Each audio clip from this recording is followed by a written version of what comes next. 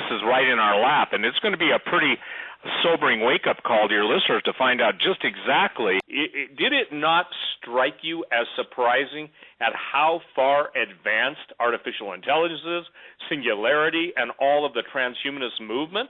Did it not just blow your mind? You knew it, but didn't it take it away from you for a minute going, Lord God of heaven, these people are succeeding in absolutely trying, and emphasis on trying, to bring about the destruction and the replacement of the human race. Yeah, what's interesting, and people say, well, why do you make up words? It's because there's no words I possess that can get anyone's attention unless I take something with original meaning and then, let's just say this, increase the emphasis on what it's all about. And with that terminology, Satan hates the human race. It has been his goal from Eden to destroy the human race. He almost succeeded at the time of Noah's flood. The whole earth was corrupt. So now we have something different. Instead of fallen angels coming both before the flood, mating with human earthwomen, and after the flood, mating with human earthwomen, now they're doing it genetically. The science of the fallen ones. That was going to be another title of a book I was going to write. That'll have to wait. But the point is that we're in a period now where everything about humanity is being questioned. In essence, here's what it boils down to. Satan is saying to the elite, you guys don't have to die. You can live forever, and you don't have to live under those rules of God. You can basically live forever, perpetually indulging in all the pleasures of the flesh. Not only will we give you new pleasures, we'll give you new beings to do it with. You know, when I started talking about, and I'm sorry, we're grown-ups mostly on this. I would hope we're grown-ups. It was so preposterous for people to even entertain that there would be funding in the hundreds of billions of dollars to create robots, and let's talk in primarily female sex robots for the pleasure of men. Obviously, it's fascinating that Japan has pretty well led that whole area of investigation. Sex robots are coming. That's a pun, people. Yeah, we've talked a bunch about sex bots before. I'm a firm believer that in the next 10 years or so, people are going to start having sex with robots. They're probably doing it right now. A French artist drew something that I think is an interesting depiction of what he thinks, at least, sex bots are going to look like. So this is actually CGI, and basically he's showing you that, you know, this thing cut in half. Hopefully it'll have two halves when you're having sex with it. But just showing that there's going to be a lot of parts, and we're really, that this is what the future. There's going to be, look at that little brain right there, this computer in the brain. You've got the entry hole, which has an arrow. That's nice. I love the arrow. Like, just in case you don't know where the vagina is, here you go. This is where you insert the penis. Above that appears to be a target. Yeah, that's a little bizarre. The target does seem unnecessary. There's some barcodes, it looks like, on the bottom right there. The robot has artificial reproductive organs. And now, if this isn't enough for you, we've got a video of a robot stripper. Let's take a look.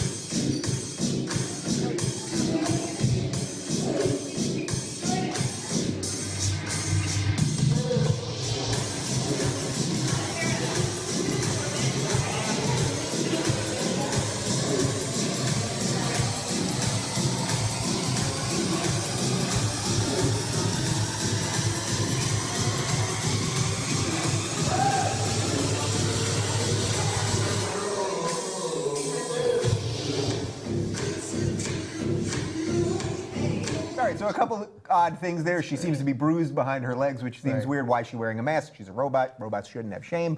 Anyway, I just think this topic is interesting and fun because it combines sex and the future, which I think is fun. Robot sex. Will you have it when it comes? I mean, if I need to have it, I guess I will. I mean, you have urges, you have needs, and thankfully for now, I'm okay, right? But I don't have any problem with robot sex. There are people out there who, you know, need sexual gratification in one way or another, and maybe this will help them out. So I'm all for it, whatever. Advancements in technology, awesome. There you go. So we just did the porn story. I mean, it's sort of the just next extension of that, right? Like, you know, it's there, it's on your computer right there, and then next thing you know, you're banging a robot. I've been with a lot of women, so I've had plenty of robot sex. Okay, all right. That was sort of, I don't know if that was quite, that should have been lo-fi. I don't know. Can we go back to the CGI thing real quick? Yes, let's go back to the original image. It's a lot of stuff. Like, seeing that, you're like, why doesn't everyone have anal sex sometimes? Like, I mean, they're both right there. there. See, it's just like, I mean, there's no, like, what's the, you see it like that, and you're like, why is it even taboo? It makes you wonder. Right. Also, why is this robot have so much machinery behind it? It could have been in a bed, you know what I mean? But he drew it to have a lot of other wires. You know that 78% of that stuff in the middle is all bullshit. That's just to drive the price up. You know, there's like two things that make it work, that make it do this, which is pretty much the only thing that woman did. That's all she needs. Well, that woman is not directly related to that robot. That's just as far as we've come with the dancing sex robots. Do you think men or women are going to do this more? Because I think by Come on! No, wait. Is that really a question? It's a question. Dave? It's a question because I think by default, right? Adorable, wasn't it? Yeah. I think by default, everyone's going to think men, right? You're going to think men. Yeah. But I also think there's women. I know many women, they all are very frustrated with men. Not all of them, but like there's a lot of single women. It's usually not because the men don't want to fuck them. They're usually frustrated for other reasons. For other reasons. Yeah. But I feel like there's a lot of women that just like sort of had it with men. At least maybe that's what I see around here. I think your question is a ridiculous one. But men are going to be fucking the robots.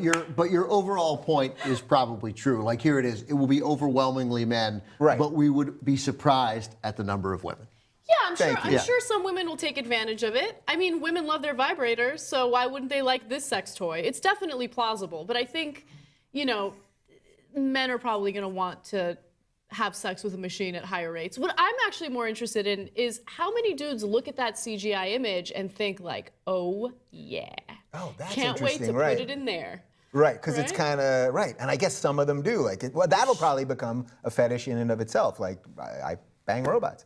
I would be remiss if I didn't end this segment asking one of my favorite questions on the show, which is, what year do you think the robots will take over? I'm not talking about the sex bots, but I'm a firm believer the machines are coming. They're on their way. What year do you think? I'm going to go with, I don't know, 2050? Didn't Stephen, I'm not going to give you a year because I don't have any idea what I'm talking about, but Stephen Hawking just had his voice box replaced, or not his voice box, but the thing that speaks for him, and it's much better. And he was amazed at the growth in artificial intelligence, and he essentially said, hey, look, it's done. It's coming. Yeah. Artificial He's intelligence. I mean, and Elon Musk said the same thing a couple He's weeks really ago. concerned about it. Yeah, he's worried about it basically taking over society, not as in like, oh, robots are going to kill us, but they take over your jobs, they take over certain elements of society that we need humans for right now, and that could actually lead to the destruction of a lot of different things. So. Yeah, but you know what? The one thing that robots can't replace is the talking human mind that we've given you here today. How was that? Was that good? Well, well. that's not necessarily true. I would totally watch a robot talk show. Yeah, it does sound pretty good, actually. Fox News We got like 2 or 3 of them on the Young Turks. Hey! Well, you both sort of had the same joke there. Listeners to find out just exactly how, as a human being, the elite plan for their demise. In essence, there's a robot in your future, and it's a replacement for them or for you.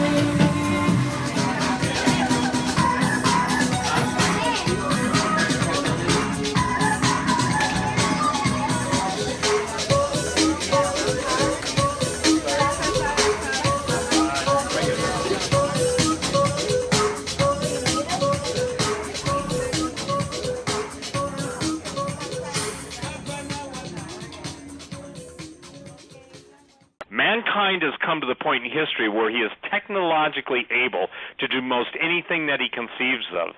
With the explosion of the internet and modes of travel and communications, with scientific breakthroughs and innovations, all guided, this is a CIA guy, high-ranking before he passed away, in some manner by dark forces. We stand at that place in time when the greater master plan of dark forces can be realized and acted upon.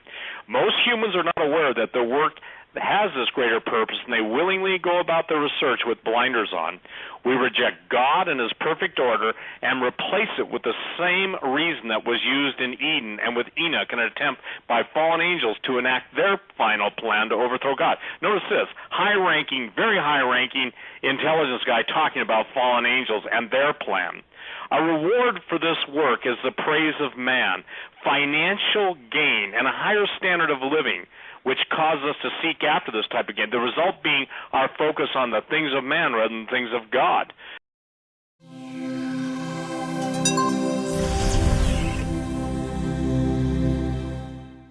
Every aspect of our lives has been reshaped by technology, from the way we get around, the way we seek information, and the way we communicate. It's easy to think that if only our technology advances enough, we'll finally be satisfied. The fact is, we remain shackled by our primitive Darwinian brains.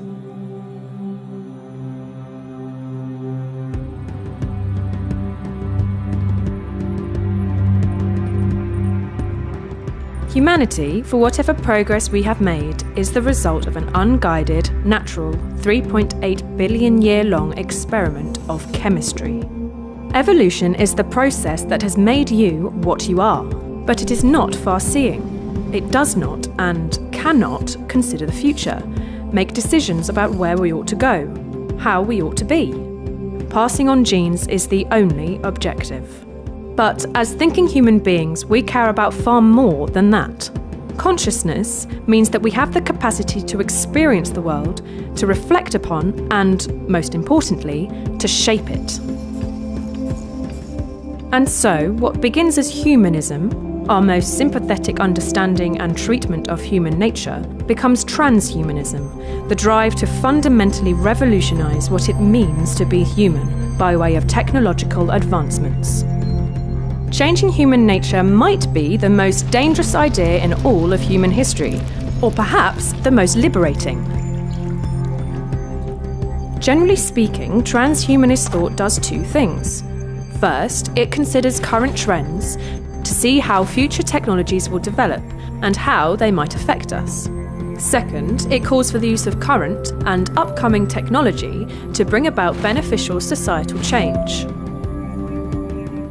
We'll examine three central areas of transhumanist thought: superlongevity, superintelligence, and super well-being. Dubbed the three supers because of their extraordinary transformative potential. So let's begin with a thought experiment to get your intuitions flowing. Consider this. An evil organisation creates an airborne virus. It infects you and the entire human race. As a result, 100,000 people are dying every day. Within 30 years, 1 in 7, 1 billion people, will have died because of the virus. Now, how much money should world leaders put into research to develop an antidote? How high on a list of global priorities would you rate this? There is no denying the situation would be dire. Most people would demand immediate action. But hey, this is just a thought experiment, right? Not quite. 100,000 people really do die every day from diseases caused by aging. But no one treats aging as a global priority. So what explains this double standard? Are we simply resigned to death by aging? Aubrey de Grey, an expert in research on aging, argues that our priorities are fundamentally skewed and that we must start thinking seriously about preventing the huge number of deaths due to aging, the greatest cause of fatal diseases in the Western world. The goal of this strand of transhumanism is superlongevity. Today, we have the minds and the equipment to begin developing technologies to combat aging. Unfortunately, we lack the will and the financial support to do so. Most of us are so accustomed to the idea of growing old that aging seems like just a fact of life. If modern medicine is supposed to keep us alive and healthy for as long as possible, then the anti-aging movement takes medicine to its logical conclusion. It's what happens when as long as possible means as long as we want. But what would a world without aging look like? How would we manage the huge population growth? And who would own the technologies that make it possible? These are huge questions, but we only have time to raise them. We'll investigate them in depth in future videos. Let's move on to the next area of transhumanist thinking. Every year, computers are getting more powerful. What used to fill up a room now fits in our pockets. More crucially, the time it takes for computer power to double is also getting shorter. At the outset of computing, the doubling process took 18 months, and this interval appears to be getting smaller. Plot this on a graph, and it's not a straight line, but an exponential upward curve. We need only project into the future to see that there is a point at which this line is practically vertical, a moment in human history referred to as the technological singularity. The futurist thinker Ray Kurzweil postulates that as these technologies develop, we will likely edit our bodies in order to integrate with computers more and more. This concept should be familiar. We're already in a symbiotic relationship with technology. You can send your thoughts at incredible speeds to recipients on the other side of the planet, find your precise location using satellites, and access the world's repository of recorded human knowledge with the device you carry with you at all times. And all of this was unthinkable 20 years ago. Out of this predicted computer capability explosion may eventually come artificial intelligence, a simulated consciousness in silicon. Given the rate at which an AI will be able to improve itself, it will quickly become capable of thought with precision, speed, and intelligence presently inconceivable to the human mind. If Kurzweil is right and we end up integrating ourselves with technology, we could be in private contact with this AI whenever we choose. The result of this is that we effectively merge with this AI and its abilities become our own. This would propel the human race into a period of super-intelligence. But perhaps, as some argue, no non-biological computer could ever become conscious. Or what if, as every other dystopian science fiction plot goes, this AI's goals differ from our own? And what does our increasing reliance on computers mean for our future? Super longevity and superintelligence are all well and good, but only insofar as they make us happier, more fulfilled, more content. Let's look at the last section, which deals with the issue of well-being. Imagine you're soon to be a parent. Your doctor informs you that, if you wanted, you could choose certain features of your child's biology. You could choose how genetically prone to depression they will be, their levels of anxiety, jealousy, anger, and even their pain threshold. Would you choose a high likelihood of chronic depression, an intolerably low pain threshold? How about panic attacks and anxiety? Probably not. The last major branch of transhumanism, spearheaded by philosopher David Pearce, aims to investigate and phase out suffering. He argues that, ultimately, all our conscious states, our feelings, moods, and emotions are all an expression of our brain chemistry. For Pearce, it is clear that natural selection hasn't designed us to be happy, it's designed us to be good at surviving and passing on genes. A species that is permanently anxious and discontented will have a higher motivation to watch out for predators and take precautions for survival. But in today's world, these emotions are vicious. Our biology has barely changed in 200,000 years, which means that whilst culture and society has arguably made progress, we are still those same aggressive, jealous, anxious, savannah-dwelling hunter-gatherers. This is why Pearce argues that if we ever hope to increase the well-being of our species, we will have to edit our genes. Minimizing our suffering, and the suffering of those we care about, is a crucial part of what drives us.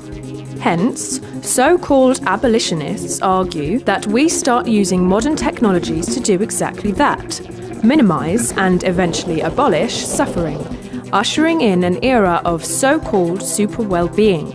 At present, every child is a roll of the genetic dice. Pearce argues that the least we can do is load the dice in our favour to create happier, healthier, longer-living humans. But might our compassion, curiosity, and pursuit of knowledge become secondary to our hedonism? If we're all content, why visit the stars? And isn't suffering sometimes a good thing? These are the three key areas of transhumanist thought, and we've only begun to scratch the surface. The three supers, super longevity, super intelligence, and super well-being, might radically change human history if, or when, they are realised. One of the main issues facing transhumanist ideals is that they are seen as far-fetched or perceived as just science fiction. But this is a big mistake. We are already transhuman. We're living longer, integrating more with technology, and emphasising quality of life. We're in the process of redesigning what it is to be human, only the effects are still so subtle and so slow that it doesn't look like much. But these changes will come faster and faster, and it's only wise to be an active, informed participant in the next stage of human development.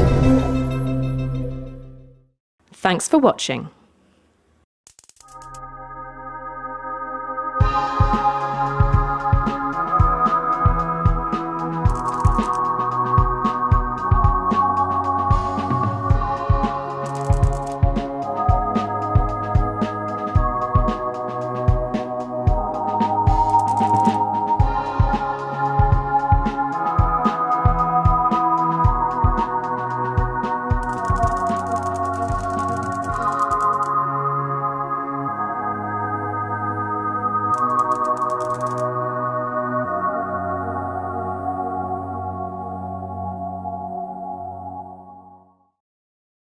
And then quoting the scripture, thinking themselves wise, they became fools. Now listen to this, and we'll get into this later.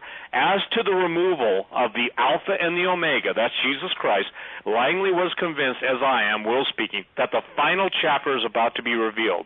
It's already been written in the book of Revelation that we're on the verge of witnessing the restraining walls between dimensions and the restraining power of the Holy Spirit being removed. This will not be accomplished by an assault on heaven, but by God's purposeful removal of the Holy Spirit and or Michael, the archangel. And at this time, humans will have made a conscious choice as to which side they will serve, God or darkness. Got a fibrillation. APOC, location. Targeting almost there. He's going into arrest. Lock, I got him. Now, Tank, now.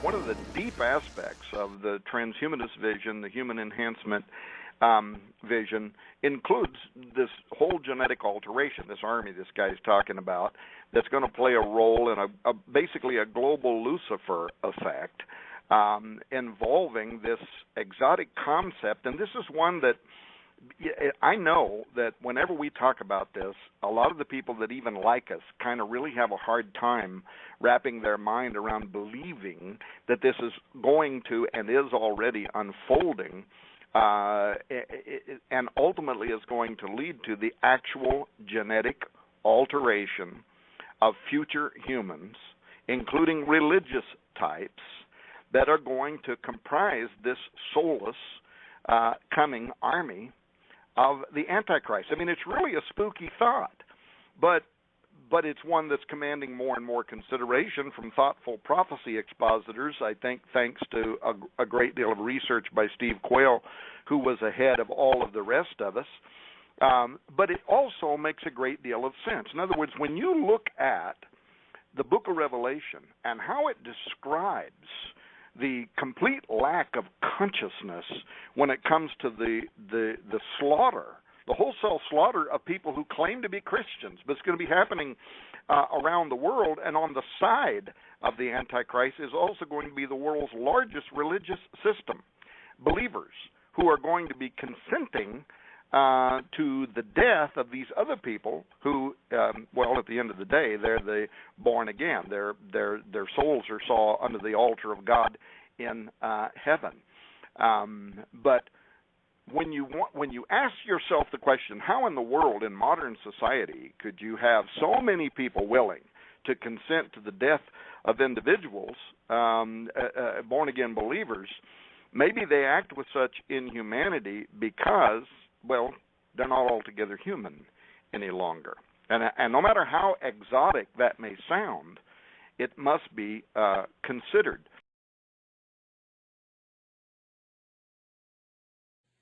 In Russia, as well as in the West, research has been underway for many years in biological synthesis, that is, artificial life forms. And according to High Intelligence, a stunning breakthrough took place in Russia some years ago. The Russians refer to this breakthrough as a providential discovery, something they learned almost by accident. They discovered the key to creating what are known as organic robotoids. An organic robotoid is an artificial robot-like creature. It looks and acts exactly like a human being, and yet it is not human. A robotoid is alive in a biological sense, but it is an artificial life form. Robotoids respond to conventional routine medical tests in the same way as humans do. They eat, they drink, they breathe, they bleed if cut, and they can be killed. Robotoids can also think, but they think only in the sense that a computer thinks. Like any other computer, the brain of a robotoid has to be programmed for each assignment it is given. But unlike many electronic computers, the biological computer brain of a robotoid possesses an enormous memory. As a result, robotoids can be programmed to communicate and think in such complex patterns that they act human. Organic robotoids are remarkable creatures, but they have many drawbacks. They don't grow or reproduce, but must be manufactured one by one in the desired form. They also have a very limited lifespan, measured in months or even weeks, depending upon how they are utilized. This is due to the fact that their metabolism, while it resembles that of humans, is very inefficient. A robotoid can be manufactured on very short notice, a matter of hours. But after a few weeks or months, it suddenly begins to degenerate physically and mentally. When that takes place, the robotoid has to be removed from service and disposed of. To extend its useful life as much as possible, a robotoid is customarily cooled down to slow its metabolism between assignments. Organic robotoids are extremely expensive, troublesome creatures to produce and utilize. And robotoid capabilities do not exceed those of human beings. All they can really do is simulate human beings. But, my friends, for intelligence purposes, that's all they have to do. To produce an organic robotoid, it is necessary to have a pattern to go by. The pattern required is that of genetic coding, taken from a few cells from the body of a human being. In this respect, the Russian technique sounds like cloning, but the technique itself is totally unrelated to genuine cloning. A robotoid is produced within a matter of hours, and it simulates the human donor at his current age. Like any man-made copy of anything, a robotoid is never a perfect copy of the human that is to be simulated. There's always small discrepancies in appearance and behavior, but these are seldom great enough to arouse any suspicion. Last month, I revealed that the Russians can manufacture organic robotoids, which are almost exact carbon copies of real human beings. This is done by a process that simulates the genetic coding of the person to be copied. It sounds a little like cloning, but it's not. A clone of a human would itself be a human, but an organic robotoid is not human. It's an artificial life form, like an animal in some ways, but like a computerized machine in others. Every Russian robotoid has what is called a holographic brain. This brain duplicates essentially the entire memory of a person being copied. The key to doing this is a new technique called an ultrasonic cerebral hologram. Using high-frequency sound waves, which are inaudible, a complete three-dimensional picture is made of a person's brain. This is a painless, non-destructive process, and under the proper conditions, it can be done without the person even being aware of it. Last month, I revealed that the Russians are using Nelson Rockefeller's hit list to weed out Bolsheviks here in America. And for roughly 3 years, they have been preparing for this day. They have been secretly making cerebral holograms of the people on the list at every opportunity. This has been done to every person on Rockefeller's list who has visited Russia or Eastern Europe in the past 3 years. When an organic robotoid is made to simulate, for example, our late President Jimmy Carter, 2 major factors are involved. One is the genetic coding required to simulate Carter's appearance, voice, fingerprints, and so on. The other is a holographic image of Carter's brain. This image is a complete record of the neuron patterns which existed in Carter's brain at the moment the hologram was made. Therefore, it contains all of the memory and knowledge Carter had up to that moment. When a Carter robotoid is made, the biological computer in its head is caused to form according to the holographic record of Carter's brain. However, certain portions of the robotoid computer are caused to deviate from the holographic record. The end result is a biological computer which has to be programmed, but which contains essentially all of Carter's memory, involuntary mannerisms, and the like. As a result, a Carter robotoid will automatically do certain kinds of things without the need for specific programming. For example, a Carter robotoid will seem to recognize old friends. That's because the computer memory of the robotoid reproduces Carter's memory of that friend. The holographic process puts it there automatically without the Russian programmers even having to know it's there. Organic robotoids are such amazing creatures that they are still a subject of questioning and debate. This is true even among the Russian scientists who made them a reality. For example, robotoids seem to have no true instinct for self-preservation. In this regard, they act like machines, simply doing as they are told to do. By contrast, both humans and animals generally have the instinct for self-preservation. Robotoids can be programmed for self-preservation, but they are equally willing, if willing is the word, to perform suicide missions. Exploratory one-way trips into space are only one example of this. If a space mission looks too dangerous to risk the life of an experienced cosmonaut, a robotoid can now be used. The robotoid copy of the cosmonaut is already trained the moment it's made, thanks to its holographic memory. Organic robotoids look and act so much like human beings that it's hard for us to get used to the idea that they are not human. But the Russians decided several months ago that the stakes are too high not to employ them. And so, the silent Russian invasion of America by robotoids is now well underway. As of now, the White House and Cabinet are under complete control by Russia. According to my latest intelligence report, only one member of the Carter cabinet is still alive. All the rest, including the ad hoc Gang of Four, have been replaced by Russian robotoids. Likewise, the United States now has a Supreme Court made up of 9 Russian robotoids. Means a cross. So basically, let's make it simple. Transhumanism in its purest form means something in place of humanity that surpasses humanity, and it is, again, I love it, it's fallen men in total rebellion against the living God in their evil, desiring to be free of God, and they're never going to have to worry about facing eternal judgment. You know, it's the oldest lie in the book.